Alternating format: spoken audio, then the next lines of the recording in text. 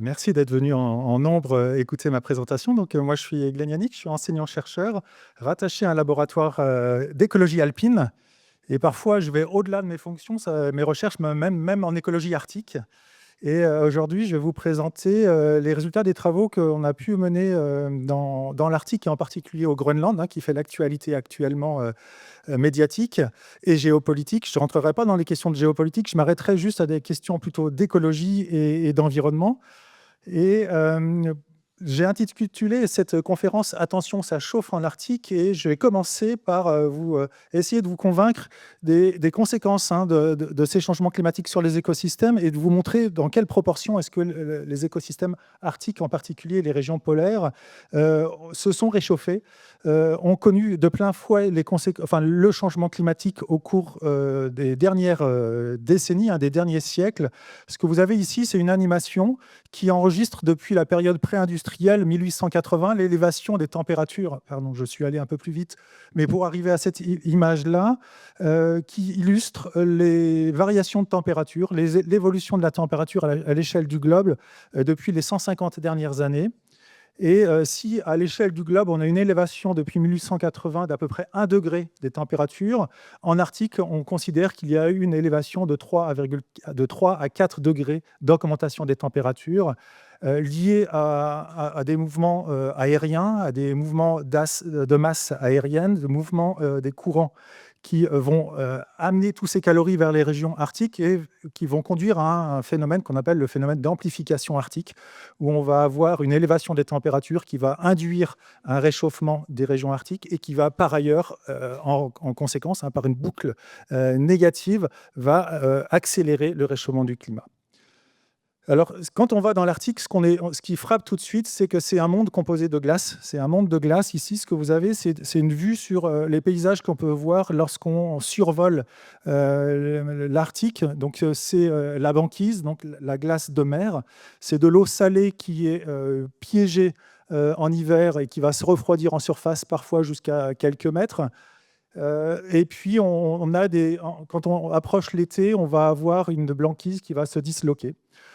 Qui va faire des formes géométriques assez spectaculaires, on dirait des réseaux de neurones, qui sont souvent liés à la présence de phoques qui vont créer des trous. Et puis, à partir de ces trous, on va avoir l'eau qui va raviner, qui va faire ce qu'on appelle des bédières, qui sont des courants de surface, des torrents de surface, et qui vont entraîner, qui vont fragmenter, qui vont accélérer la fonte de la banquise. Parce qu'à partir du moment où vous avez des zones qui sont un peu plus sombres, ça va emmagasiner davantage de calories et ça va accélérer la fonte de la banquise. Donc, c'est la boucle de rétroaction dont je vous parlais précédemment. C'est que plus la banquise fond, et plus elle fond, parce qu'elle va emmagasiner davantage de calories qu'une surface blanche qui, comme la neige, a tendance à réfléchir les calories qui proviennent des rayonnements atmosphériques. Donc là, on a une banquise qui est de plus en plus disloquée, qui est composée encore une fois d'eau douce, d'eau de mer. Donc la fonte de la banquise, mécaniquement, ne va pas faire augmenter les niveaux d'eau. Par contre, ce qui va faire augmenter les niveaux d'eau, c'est lorsque dans cette banquise, vous avez ce type de structure qui apparaît. Donc ça, c'est un glacier c'est un iceberg tabulaire. Ce qu'il faut imaginer, c'est que les glaciers comme ça, ou les icebergs tabulaires, ils font entre 30 à 60 mètres de haut. Et si vous vous rappelez, les glaciers, la partie immergée représente que 90% du glacier. Donc on a des surfaces d'eau douce qui sont considérables. Et ces surfaces d'eau douce, qui ont une origine continentale, c'est lorsqu'il y a une fragmentation des glaciers, c'est ça qui va faire élever le niveau des eaux. Donc, on a eu des masses continentales, de l'eau piégée sur les continents qui va arriver dans cet océan arctique. Et au cours du XXe siècle, ce qu'on a pu voir, c'est une fragmentation de plus en plus accrue et une disparition quasiment en mois de septembre en particulier, qui est la période pendant laquelle la banquise est à son plus bas niveau. Et sur cette illustration, ce que vous allez voir, c'est l'évolution assez marquée de l'étendue de la glace de mer au cours de la période 1980-2020, donc au cours des 40-45 dernières années, où on a une période qui est relativement stable. De 1980, il y a des variations interannuelles qui sont liées à des variations météorologiques. Et puis, à partir des années 2000, on va avoir un déclin de plus en plus marqué de cette étendue de glace de mer, jusqu'à obtenir le plus bas niveau qu'on ait pu observer, qui est en 2012. Et actuellement, on a toujours une tendance au déclin assez fort. Donc, ce qui veut dire que ces zones-là, au mois de septembre, vont emmagasiner davantage d'énergie. C'est ce que je vous disais précédemment. On a une augmentation des températures dans l'Arctique qui s'amplifie par le fait que l'Arctique se réchauffe par la fonte même de la banquise. Actuellement, ces données-là qui étaient produites par ce service-là n'est plus en mesure de produire les données depuis les coupes budgétaires qui ont lieu par l'administration Trump à partir de l'année passée. Ça, c'est un des services qui a vu ces crédits fortement imputés et amputés par les changements de stratégie politique et scientifique du président américain.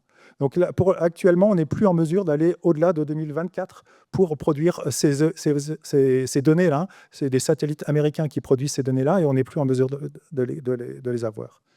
Donc ici, pendant cette conférence, ce que je vais essayer de vous montrer, c'est par deux exemples quels peuvent être l'impact à la fois du réchauffement climatique, véritablement, sur le fonctionnement d'un écosystème, et quel peut être l'impact également de la fonte de la banquise sur le fonctionnement d'un autre écosystème, avec deux cas d'études très distincts. L'un qui va nous amener au Groenland. Donc ici, on a une vue semi-polaire. Actuellement, on est un peu plus au sud ici.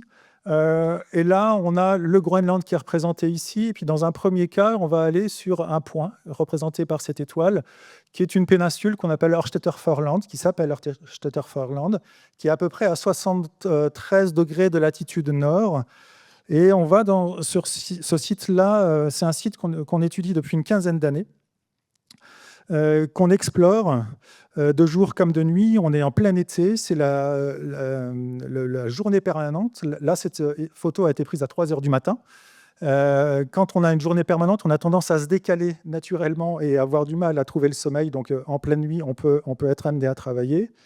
Et qu'est-ce qu'on va faire? Qu'est-ce qu'on va chercher là? On va chercher cet animal. Cet animal qui s'appelle le lemming à collier.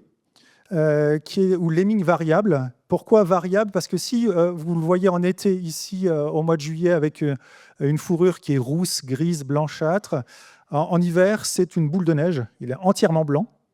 Et donc, il a, à la manière de l'hermine qu'on a dans nos alpages, il va changer de couleur en fonction de la saison. Enfin, pour différentes raisons, mais l'une des raisons, c'est aussi pour fuir face aux prédateurs. Et ce que l'on observe quand on étudie les lemmings, c'est des variations. C'est des variations comme ça d'abondance qui ont interrogé les scientifiques depuis très longtemps, depuis des dizaines d'années.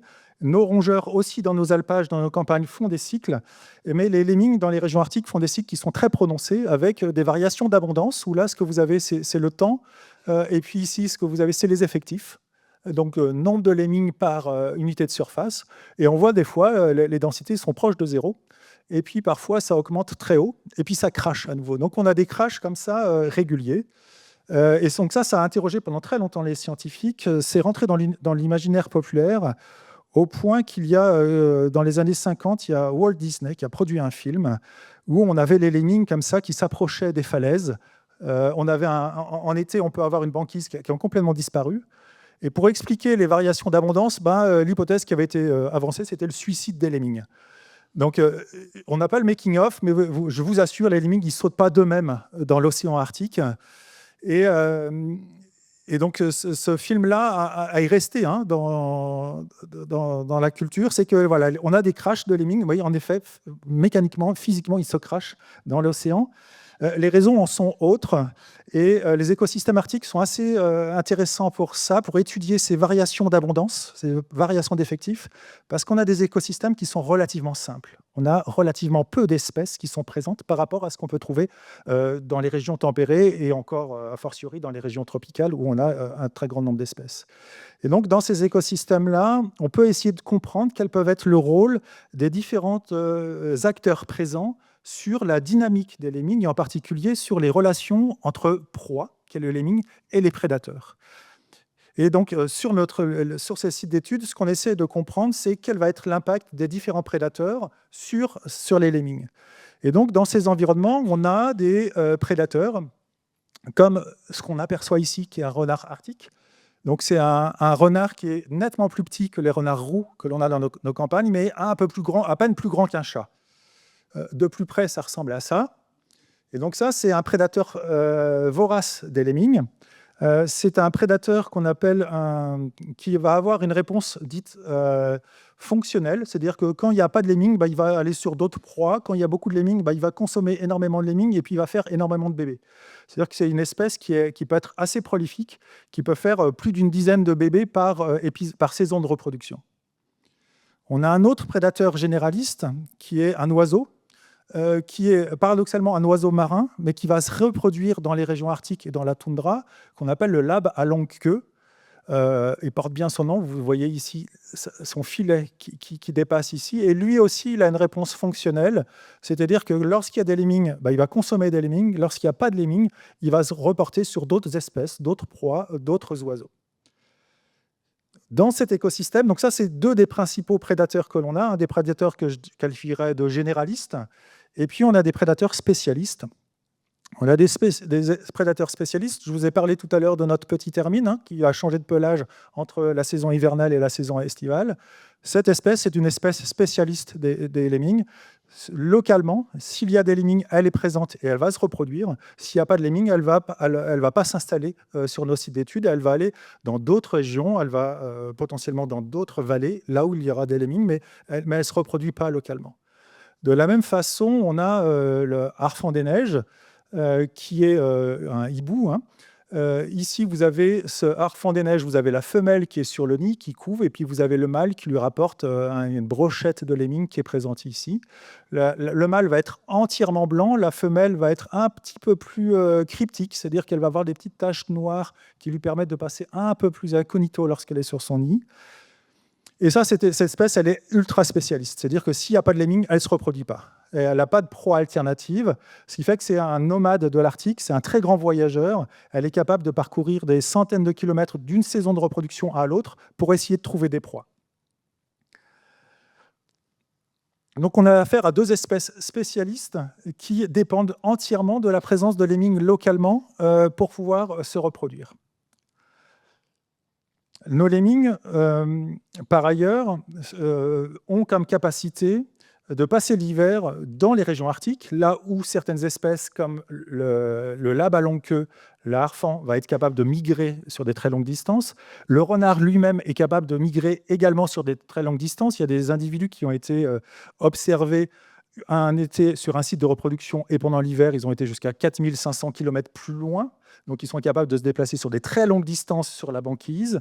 Les lemmings, eux, n'ont pas ces capacités. C'est des petits rongeurs. Ce qu'ils font, c'est qu'ils passent l'hiver là où ils sont nés, dans ce qu'ils appellent des nids d'hiver. C'est qu'ils vont faire des nids comme celui que vous voyez là. Donc, on a notre lemming à collier. Et ces lemmings ont comme particularité de se reproduire en plein hiver, au cœur de l'hiver arctique, parfois lorsque vous avez des températures de moins 30, moins 40 degrés. Et pourquoi ils se reproduisent dans ces conditions aussi particulières? C'est parce que la neige, ça représente un très bon isolant. Lorsque vous êtes piégé en montagne et que vous n'avez pas d'autre solution, en hiver, c'est de construire un igloo et de vous protéger dans la glace. Dans la neige, pardon. Donc la neige est un très bon isolant thermique, et puis également c'est un très bon isolant vis-à-vis des prédateurs qui pourraient se balader encore en hiver et même à la sortie de l'hiver. Donc sur la diapositive suivante, vous allez voir ici des traces de lemming, un lemming un peu aventurier qui a pris le risque de se balader à la surface de la neige en hiver, sachant qu'il est lui-même entièrement blanc, donc il a des couleurs qui lui permettent d'être un peu moins visible pour les prédateurs qui pourraient traîner. Et puis aussi, là, ce que vous avez, ça, c'est des collègues qui, au nord du Canada, ont fait des études sur le pouvoir isolant de la neige. Là, ce que vous avez, c'est plusieurs dizaines de centimètres de neige. On est au sol, ici. Et à l'intérieur même de la couche de neige, on a des galeries. Donc, nos lemmings sont capables de creuser des galeries dans un environnement qui est complètement isolant. Et parfois, ce qu'il arrive, c'est que dans ces galeries, on a aussi des hermines qui sont capables de circuler à la fin de l'hiver. Et dans des nids d'hiver, parfois, on trouve des cadavres comme celui-ci, un cadavre de lemming qui a, on le voit, un reste de pelage blanc et qui a été entièrement consommé par l'hermine pendant l'hiver. Et ce qu'on observe de plus en plus, c'est qu'on a affaire à des printemps qui sont de plus en plus précoces, avec des couches de neige, même en hiver, qui sont de plus en plus fines. Ce qui fait qu'on a une perte de pouvoir isolant, en tout cas sur les sites qu'on étudie au nord-est du Groenland. Donc, on a une perte de pouvoir isolant de la neige. Et surtout, on a une fonte précoce, ce qui fait que ce pouvoir protecteur physique de la neige est rompu. Et donc, dès qu'il y a des prédateurs qui arrivent, ils ont tout de suite accès à nos lemmings. Et donc, nos lemmings ne bénéficient plus de cet effet protecteur physique, encore une fois, hein, pas seulement thermique, une protection physique de la neige. Et sur le site qui a été étudié ici, ce qu'on observe, c'est qu'à partir des années 2000, lorsqu'on a vraiment eu un effet très marqué, hein, vous l'avez vu avec la fonte de la banquise, hein, qui était un peu un indicateur des variations de température à l'échelle de l'Arctique, ce qu'on observe, c'est qu'on a les pics que l'on voyait ici, on ne les a plus observés. Pourquoi ? Lorsqu'on a des densités de lemmings qui sont très faibles, je vous ai dit qu'on a des prédateurs spécialistes. S'il n'y a pas de lemmings, ils ne sont pas là, donc ils partent. On a des prédateurs qui ont des réponses fonctionnelles, c'est des généralistes. S'il n'y a pas de lemming, eux, ils vont se reporter sur d'autres proies. Ce qui veut dire qu'on a une pression de prédation qui est beaucoup plus faible, c'est-à-dire qu'il y a très peu de prédateurs.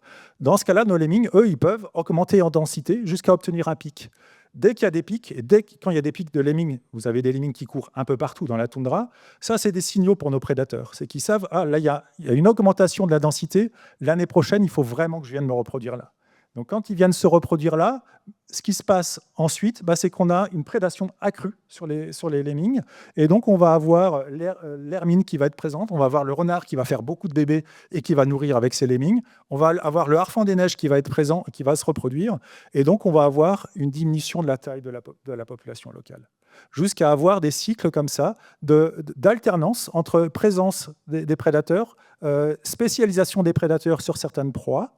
Et à partir des années 2000, on observe plus ces pics. Pourquoi ? Parce qu'on a des prédateurs qui sont là en permanence ou alors une diminution de la couche de neige. C'est-à-dire que la couche de neige ne permet plus de maintenir et de permettre la reproduction hivernale. Donc, on a une baisse de la reproduction hivernale et surtout, on a une fonte précoce de la neige au printemps. Donc, les prédateurs ont tout de suite accès aux individus. Et donc, on n'a plus de période pendant laquelle les lemmings sont à l'abri de la prédation et peuvent se reconstituer dans des phases comme ça cycliques. Et donc, dans le site qu'on étudie, si au départ, on observait régulièrement des hermines, on observait régulièrement des harfang des neiges, ces espèces-là ont complètement disparu de notre site d'étude. Et les espèces qui étaient plutôt généralistes se sont complètement réorientées vers d'autres proies. Et donc, nous, ce qu'on étudie actuellement, c'est essayer de mieux comprendre quel va être l'impact de la présence de ces modifications, de cette absence de lemmings sur le fonctionnement de l'écosystème, avec une réorientation de quelques prédateurs qui sont encore présents vers ces proies alternatives. Et donc, ces variations-là, hein, elles ne sont pas généralisables à l'ensemble de l'Arctique, mais sur les sites que l'on étudie, cette perte de cyclicité serait liée à ce changement, cette élévation de température et avec une modification complète de la présence de neige pendant une grande partie du printemps qui va protéger physiquement, encore une fois, et thermiquement, les lemmings de la prédation. Le deuxième endroit où je voulais vous amener, c'est toujours au Groenland, mais là, on va aller un petit peu plus au nord. On va aller sur la côte nord-est toujours, hein, dans le parc national groenlandais, donc qui est un parc national qui est aussi grand que le territoire français, recouvert quasiment de glace. Là, on est à peu près à presque 2000 km au-dessus du cercle polaire arctique et on est à peine 900 km du pôle nord géographique. Donc ce site-là, c'est un site sur lequel se trouve une station scientifique danoise qui s'appelle Station Nord. Et on va là-haut pour étudier cette espèce. Pour étudier cette espèce qui est la mouette blanche, qui est un petit peu l'un de mes animaux fétiches depuis un peu plus d'une quinzaine d'années maintenant. C'est un oiseau qui est entièrement blanc, qui est très pur comme ça, qu'on appelle aussi la mouette ivoire. Pour les plus anciens d'entre nous, si vous aviez des vieux livres d'ornithologie, on l'appelait également le goéland sénateur. Et c'est une espèce qui est entièrement blanche, des pieds à la tête quasiment. Il y a très peu de dimorphisme sexuel, c'est-à-dire que les mâles et les femelles se ressemblent énormément. Il n'y a pas de critères claires comme ça, visuelles, qui permettent de différencier les mâles et les femelles facilement. Quand on la regarde de plus près, c'est une mouette, encore une fois, hein, qui est très très blanche. Pour les besoins des suivis de notre étude, on va capturer certains spécimens et puis on va les équiper de bagues. Ce que vous voyez ici, on a une bague métallique qui est avec un numéro unique qui le rattache à un musée d'histoire naturelle. Et puis on a une bague plus colorée qui nous permet de reconnaître cet individu à distance. Donc c'est l'individu RE, par exemple, ici. Et ça nous permet de suivre, d'estimer la survie des oiseaux d'une année à l'autre. Si on revoit régulièrement le même oiseau, on peut estimer ses chances de survivre d'une année à l'autre. Et ça nous permet aussi de mieux comprendre la longévité de cette espèce. C'est une espèce qui peut vivre jusqu'à une trentaine d'années. L'été passé, on a observé un oiseau qui a été bagué en 2023, poussin au nid. Donc il avait plus de 20 ans. C'est une espèce qui vit très longtemps. Qui est entièrement blanche, je le disais, qui a les pattes noires et la peau qui est entièrement noire sous ce plumage blanc, qui va avoir malgré tout, elle va être assez élégante au niveau de la tête. On devine, elle va avoir le pourtour de l'œil, de l'iris qui est noir. On va avoir ce qu'on appelle un lore, qui sont des petites plumes rouges très petites qui font le tour de l'œil. Et puis on va avoir un bec qui va varier de couleur, qui va aller du bleu-vert à la pointe ici très rouge, en fonction du régime alimentaire des individus et puis en fonction du sexe. Chez les oiseaux, on va retrouver la même chose chez les merles, par exemple. Peut-être que vous avez déjà observé des merles. Le mâle est très noir, la femelle est un peu plus terne, un peu plus marron, et puis le mâle va avoir un beau bec orangé. Et puis la couleur du bec nous renseigne sur la qualité du mâle. Plus le bec va être très coloré, et plus le mâle va avoir un certain succès auprès des femelles. Donc, en pratique, voilà à quoi ressemble un terrain d'étude au nord du Groenland. Donc ça, c'est une vue satellite, c'est fait avec des satellites Sentinel-2. Ce qu'on voit, ce qui est marquant, c'est qu'il y a peu de vert. Donc on est vraiment dans le haut Arctique, c'est une région polaire, et ce qu'on appelle un désert polaire. Pour vous donner une indication, alors qu'on est très haut, on reçoit ici sur ce site d'étude à peu près autant de précipitations que Marrakech. Le volume des précipitations annuelles à Chambéry est 4 fois supérieur à ce qu'on peut avoir ici. Donc, c'est une région polaire. Cette image a été faite au mois d'août 2020. La date doit être marquée là-haut, 2023 de mémoire. Et donc, notre site d'étude est situé ici, sur cette pointe-là, où on a une base militaire et scientifique. Et tout ce que vous avez ici, en fait, ça, c'est la calotte. Donc, ce qu'on voit en blanc ici, ça, c'est toute la calotte polaire, avec une zone centrale ici, qui est une zone qu'on appelle une zone de vélage, même terme qui est utilisé en agriculture. Mais c'est une zone de vélage, c'est là où les masses continentales d'eau vont rentrer en contact avec l'eau de mer. Et donc, les grands icebergs tabulaires que l'on voyait tout à l'heure, typiquement, sont relargués dans l'océan Arctique par ces zones ici. Donc ça, et tout ce que vous avez ici, ça, c'est la calotte polaire. Et là, vous avez le sol avec quelques lacs. Donc, on a très, très, très peu de précipitations, très peu de végétation, avec une saisonnalité très marquée. À ces latitudes-là, la nuit polaire commence à peu près le 15 octobre et les premiers rayons du soleil vont apparaître autour du 28 février. J'ai tendance à dire que l'hiver, véritablement, commence au 1er septembre et se termine bon an, mal an, au 15 juin. Du 15 juin au 1er juillet, vous avez le printemps. En juillet, vous avez l'été. Et en août, vous avez l'automne. Donc, on a une saisonnalité très marquée avec une période très étroite, très limitée, à la fois pour permettre la reproduction des organismes, pour la ponte des poussins, jusqu'à l'éclosion et à l'envol des poussins. Donc, on va aller explorer de plus près cette station. Donc, station Nord, ça ressemble à ça. C'est une grande plaine côtière. Donc ça, c'est une vue qui a été faite au mois d'octobre, où vous avez au loin la glace de mer, ce qu'on appelle la banquise, avec quelques centimètres de neige. Mais les quelques centimètres de neige qui tombent, en fait, ils durent toute l'année. Ils durent, enfin, en tout cas, tout l'hiver. Et quand vous regardez à l'ouest, qu'est-ce qu'on voit ? On voit de la banquise, avec quelques icebergs. Quand vous regardez au nord, vous voyez de la banquise. Et quand vous regardez à l'est, vous voyez aussi de la banquise, parfois avec du soleil matinal. À quoi ressemble une station scientifique dans ces régions-là? Ce sont des bâtiments quasiment préfabriqués, avec ce que vous voyez ici, des petites taches jaunes, c'est des populations de coquelicots, mais des coquelicots arctiques qui sont entièrement jaunes, qui illuminent un peu cet environnement. Et vous avez le drapeau danois qui flotte ici au large. Parfois, on peut avoir des tempêtes même en plein été, avec un seul bâtiment qui est étayé comme celui-ci, c'est l'église. Donc, s'il y a un seul bâtiment qui doit tenir debout, c'est celui-là, avec la particularité, c'est qu'il n'y a pas de porte pour y avoir accès, donc c'est vraiment très, très virtuel. Et puis, vous avez des lumières qui sont toujours assez hallucinantes, qui sont assez caractéristiques de ces environnements, où là, vous avez une photo qui a été prise également en pleine nuit, parce qu'à cette période-là, en pleine nuit, en pleine nuit, mais il fait jour, hein, parce que pendant l'été, vous avez des jours permanents, ce qui nous permet d'observer, d'étudier nos oiseaux, même en pleine nuit. Donc là, vous avez des nids avec les oiseaux qui sont sur leur nid. Dans d'autres endroits, vous avez, je vous disais que c'était minéral, c'est très, très minéral, avec quelques algues qui ont été glanées en mer pour pouvoir faire les nids. Vous avez, juste sur cette image, vous avez quelques comportements. Là, on voit deux individus qui crient. C'est le mâle qui revient à la colonie et il y a des parades de reconnaissance entre mâles et femelles.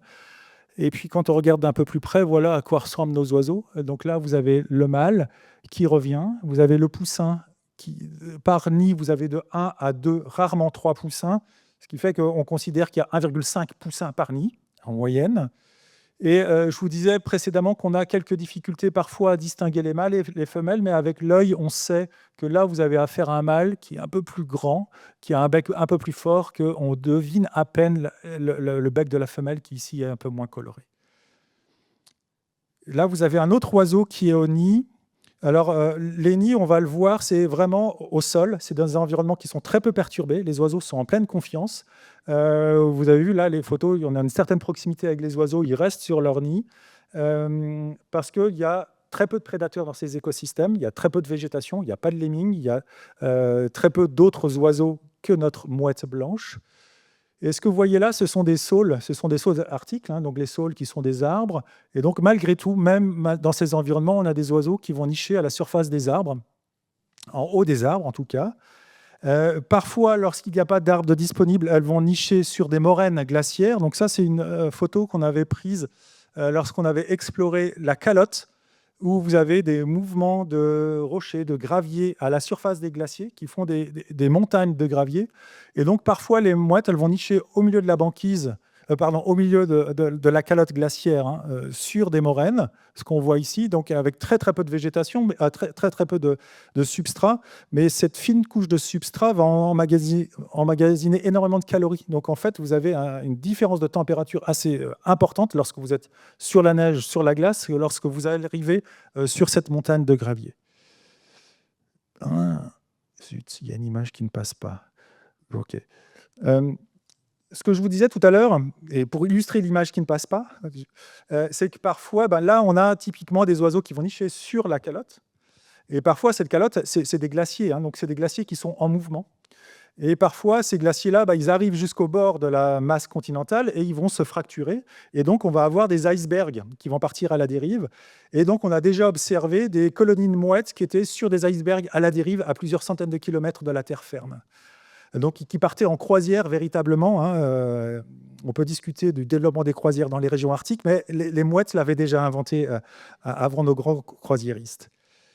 Et donc, sur les nids, voilà ce qu'on observe. On observe des petits poussins, tout duveteux, assez fragiles, qui essayent de se cacher parfois, malgré tout, dans la fine coupelle que représente leur nid.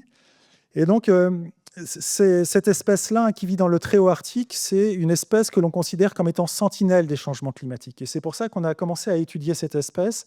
C'est une espèce du très haut Arctique. Ce que vous avez ici sur cette carte, c'est des points qui représentent les colonies connues depuis les années 60 jusqu'à maintenant. Là, on s'est arrêté en 2019. C'était vraiment pour illustrer là où on trouvait ces colonies.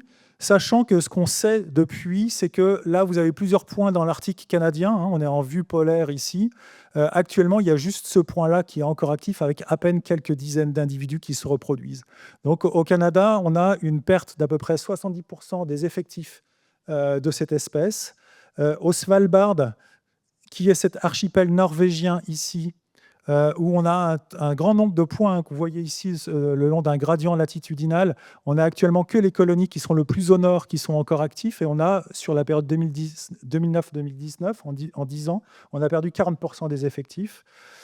Au Groenland, on n'a plus que quelques colonies qui sont actives dans le nord-est du Groenland. Tous ces points-là ont disparu, hein. C'est-à-dire qu'ils ont potentiellement, les oiseaux sont remontés vers le nord parce que globalement, les effectifs sont à peu près stables. Et vous voyez qu'on a énormément de points en Russie. Et ça, c'est des zones qui, historiquement, hein, et ce n'est pas juste lié aux conditions actuelles, hein, géopolitiques, historiquement, c'est des endroits où on arrivait à avoir assez peu de connaissances dans ces régions-là. Bien que ce soit dans un parc national arctique avec du personnel dédié, les autorités russes étaient assez réfractaires à voir des scientifiques qui se baladent dans ces régions-là. Ce qu'on sait, c'est que c'est sans doute là où on a encore les effectifs les plus grands. Les colonies de mouettes que l'on connaît varient entre 1 couple à 200 couples. Et en Russie, les effectifs qu'on peut avoir avec certains collègues font état de plusieurs milliers d'individus. Donc on a des données qui sont disparates géographiquement. On a une espèce qui va se reproduire très très au nord, et avec des données qui sont plutôt inquiétantes sur certains sites où on a les suivis les plus fins. Ok. Ce qui fait que cette espèce est considérée, hein, selon l'Union internationale de la conservation de la nature, comme une espèce qui est quasi menacée d'extinction à l'échelle globale, parce qu'on a des effectifs qui sont stables. Et à l'échelle locale, c'est une espèce qui est considérée au Svalbard et au Canada comme une espèce qui est en danger critique d'extinction. Donc là, vous avez encore RE qui trône fièrement devant notre appareil. Alors, je vous le disais, c'est une espèce qui est une espèce du très haut Arctique qui va passer, et puis on le verra, la totalité de son cycle de vie dans le haut Arctique. C'est une espèce qui est intimement liée à la glace de mer, à la banquise, et on estime actuellement le nombre de couples reproducteurs à peu près au maximum à 11 000 individus reproducteurs. Ça, ce n'est pas la taille de la population globale. Il faut inclure dedans les juvéniles, les individus non reproducteurs, qui peuvent représenter peut-être autant d'individus, mais qui ne sont pas présents sur les colonies. On arrive à compter les individus lorsqu'ils viennent sur les colonies, lorsqu'ils sont en mer. Ça devient beaucoup plus difficile. Et les raisons qui sont invoquées, hein, qu'on suppose être à l'origine de ce déclin, sont d'une part les changements globaux, avec une perte d'habitat, et en particulier de la glace de mer, avec une augmentation des activités humaines dans les régions arctiques, et une exposition aux contaminants qui était insoupçonnée et qui est sans doute un des facteurs cruciaux qui pourrait expliquer aussi la baisse des effectifs de cette espèce. Et je vous présenterai quelques résultats par la suite.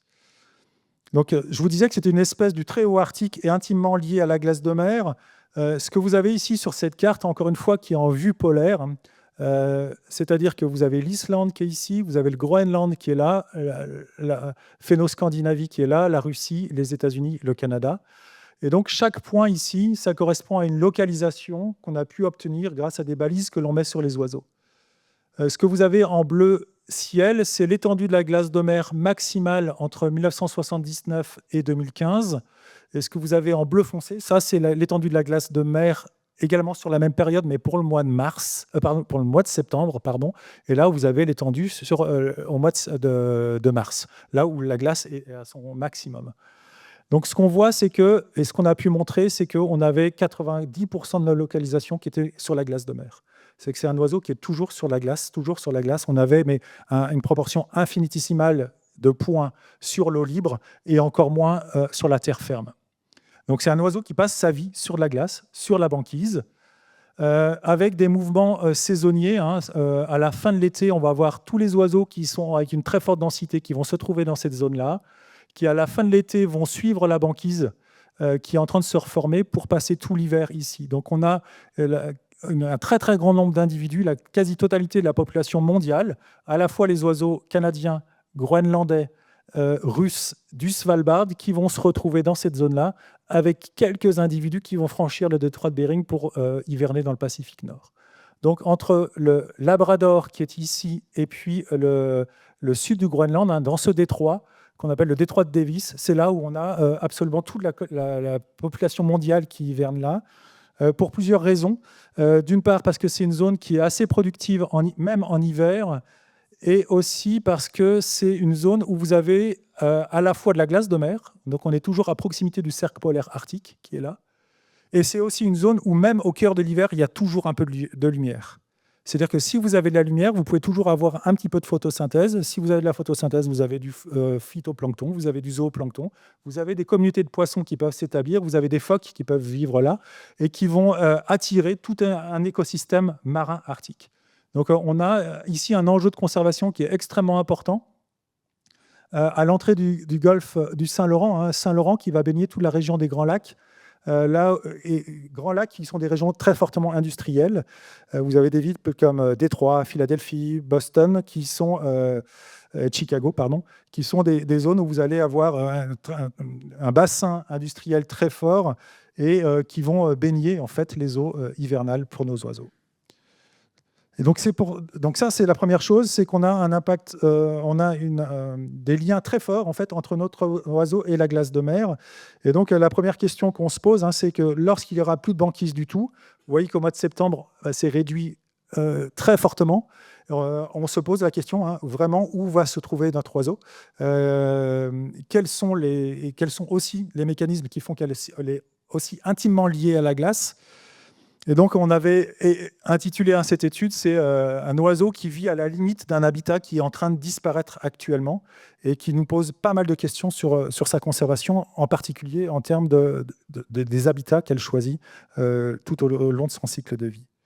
Donc, pour obtenir ces points, ce qu'on doit faire, c'est capturer des oiseaux. Et donc une fois qu'on a pu capturer un oiseau avec différents types de filets, on va prendre différentes mesures. On va prendre des mesures biométriques, c'est-à-dire la longueur des pattes, la longueur des ailes, la longueur du crâne, la longueur du bec.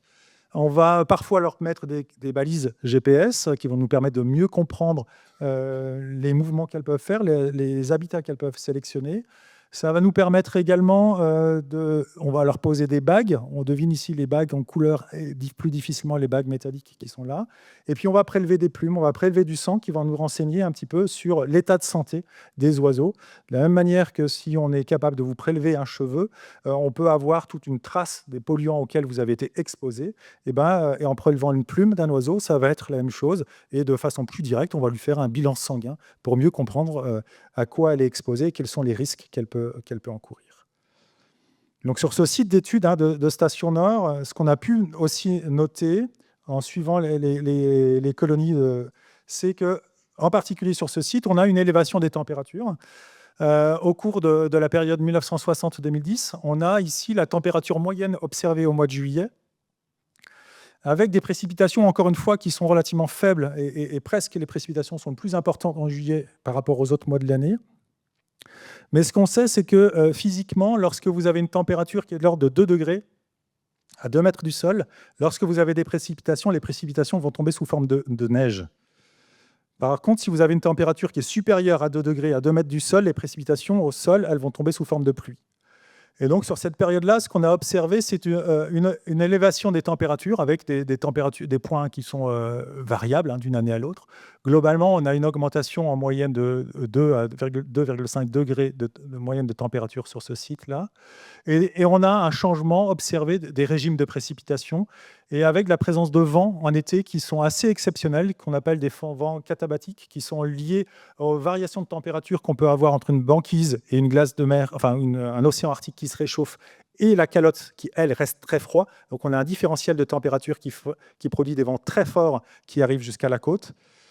Et par ailleurs, une élévation des précipitations sous forme de pluie. Et ça, les conséquences que ça a pu avoir, on l'a documenté sur 2 de nos sites d'études dans le nord-est du Groenland, où on a, en 2009 et en 2011, on suivait 96 nids ici sur un site et puis sur un autre site voisin 76 nids, avec un nombre de poussins à peu près de 1,5, ce que je vous disais précédemment. On avait pu compter en début juillet 83 œufs, ici 48 poussins, donc des œufs éclos. Ici, 80 poussins et 2 jeunes. On était un peu plus tôt dans la saison. Et après un épisode de pluie, ce qu'on a pu voir, donc on avait des pluies pendant 24 heures, des pluies battantes avec des vents très forts. Et lorsqu'après, donc là, on vivait sous tente. Donc nous-mêmes, pendant ces pluies et ces vents très forts, on était calfeutrés sous des tentes.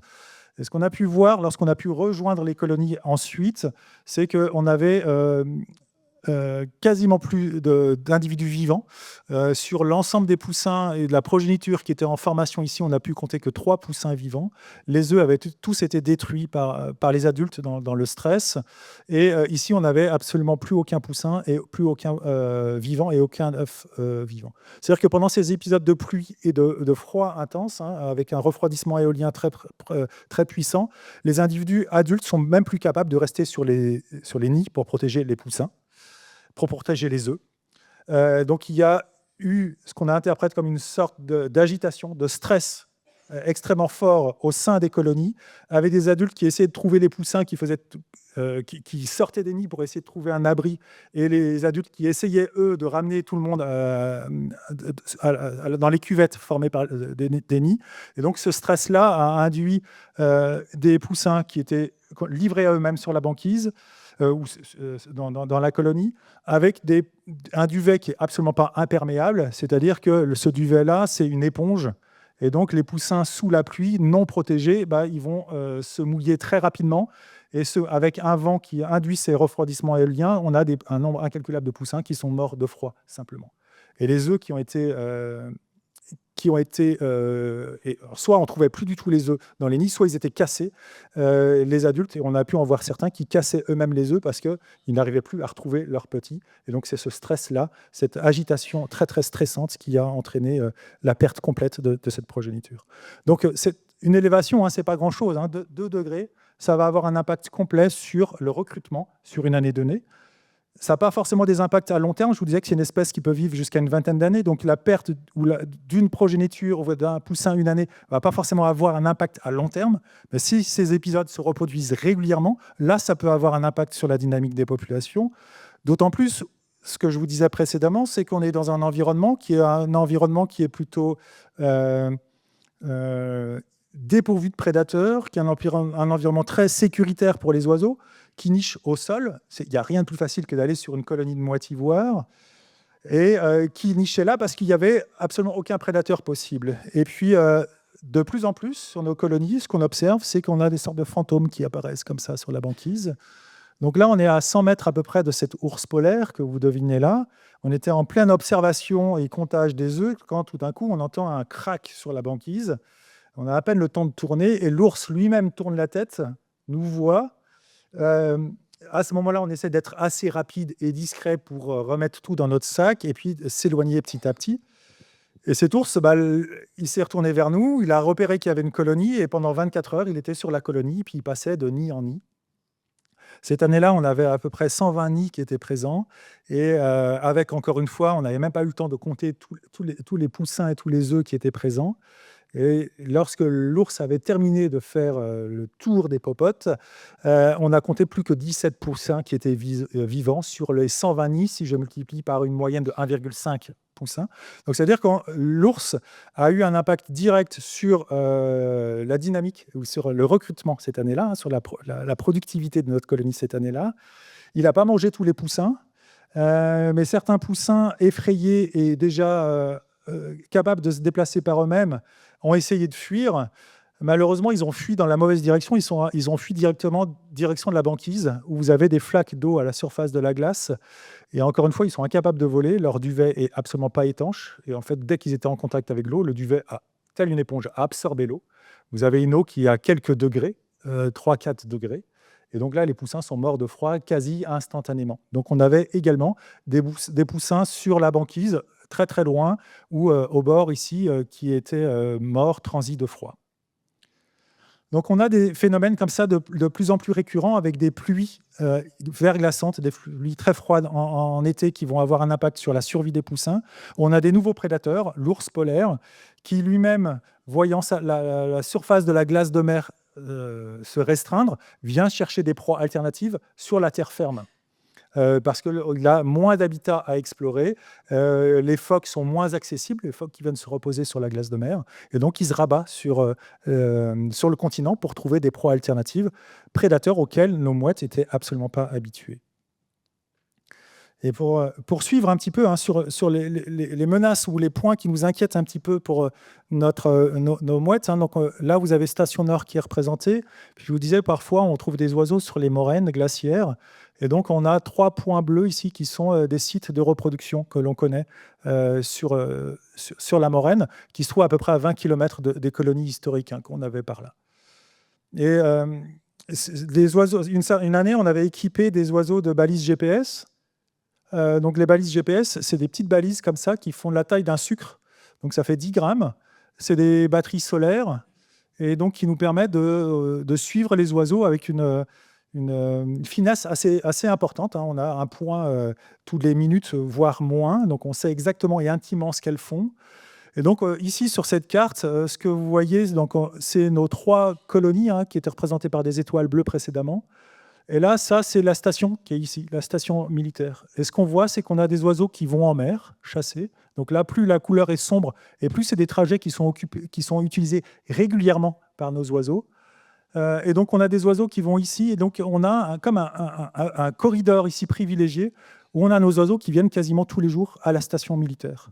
Pourquoi ? Parce qu'il y a des chiens de traîneau qui sont présents, parce qu'il y a un système d'irrigation et de canalisation qui est ouvert, parce qu'on ne peut pas mettre des tuyaux enterrés, parce que sinon ils casseraient.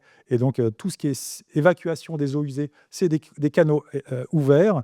Et donc on a nos mouettes qui viennent essayer de trouver de la nourriture dans ces canaux d'irrigation ou canaux d'évacuation des eaux usées.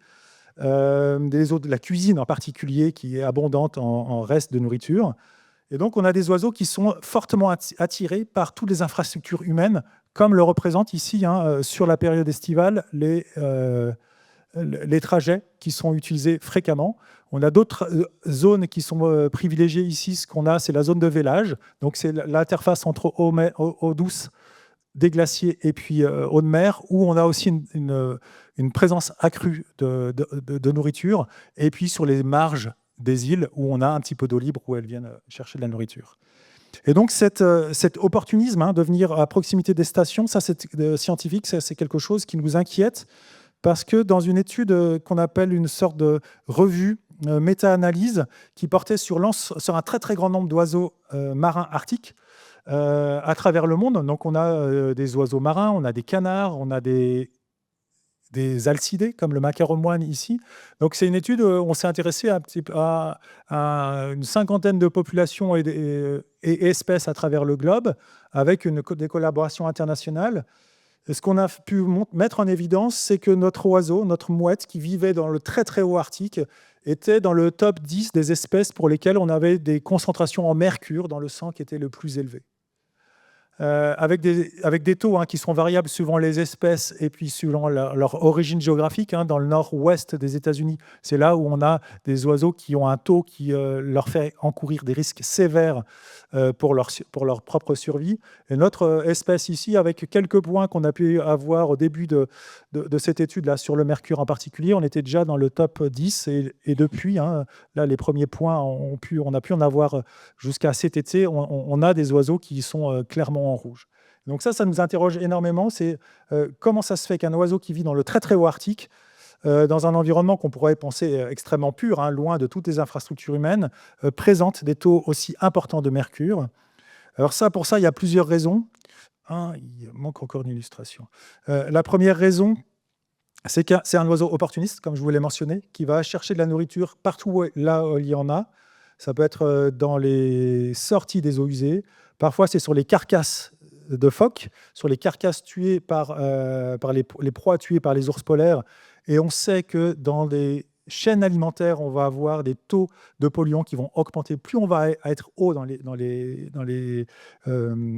maillons de notre chaîne. Et aussi parce qu'il y a malgré tout, loin des centres de production de ces polluants, on a des courants, le Gulf Stream notamment, on a des courants atmosphériques qui déposent un certain nombre de polluants dans ces régions arctiques. Le mercure en est un. Les polluants éternels comme les PFAS, que vous allez retrouver dans vos poêles anti-adhésives en est un, mais extrêmement présent dans les régions arctiques. Et les premiers résultats qu'on a sur cet oiseau-là montrent qu'il y a là des taux de polluants qui sont absolument alarmants. Et on a aussi des résidus de DDT, qui était un